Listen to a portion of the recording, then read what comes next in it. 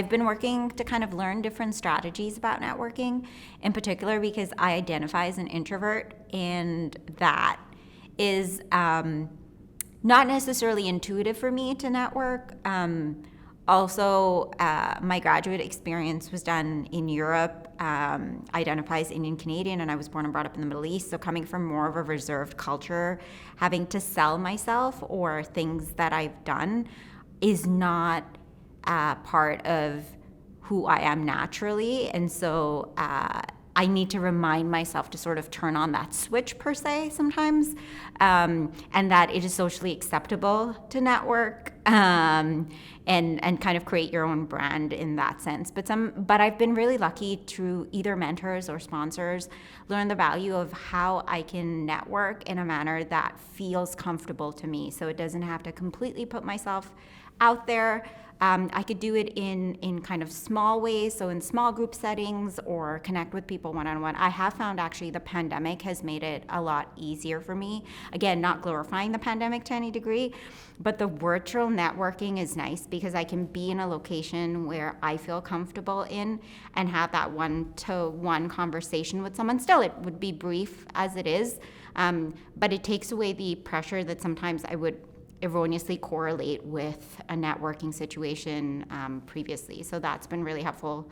And also going in and having researched the other person. I'm not good at making small talk, but if there's a general theme that comes to mind or a topic that I'm really passionate about, it feels much more natural than performative. When we have conversations with people, what has helped build kind of that authentic relationship, and then the authenticity is usually, and I've done this ever since I was a child, is if you tell me a story or something about yourself, I'll usually remember it.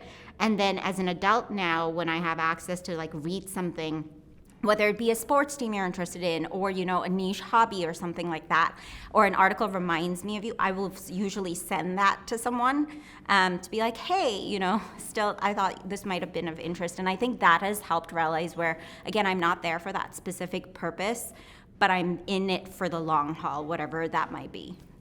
I am an only child, so I, from the very beginning, felt like if I want to make friends, just going off of more informal side, I have to go out there and put myself forth. So I think that kind of flew into how I am as a professional and also in academia.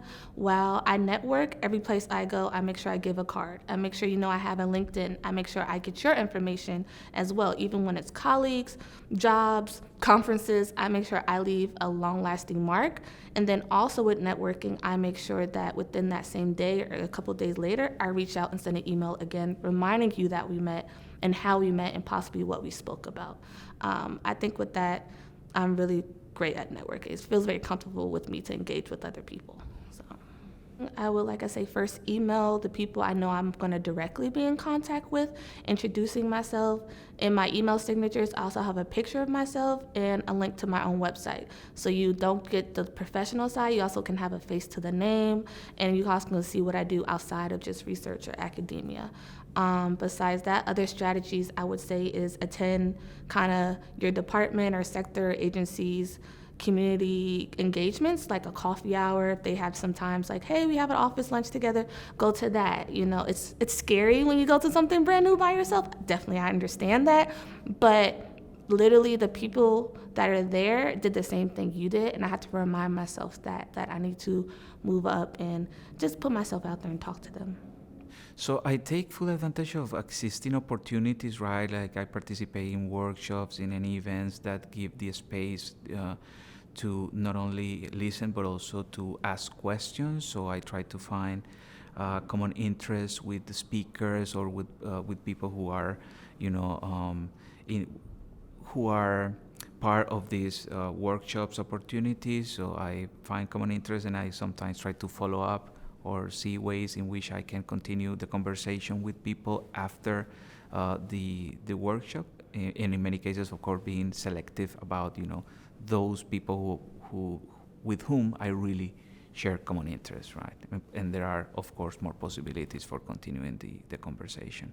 And I maintain also a relationship with people who have mentored, who have been my previous mentors, such as, for instance, my dissertation supervisor and some people from my dissertation committee, my doctoral dissertation committee, and other people who have been, who have leadership positions in the postdoctoral positions I have held so far. So I try to, yes, absolutely.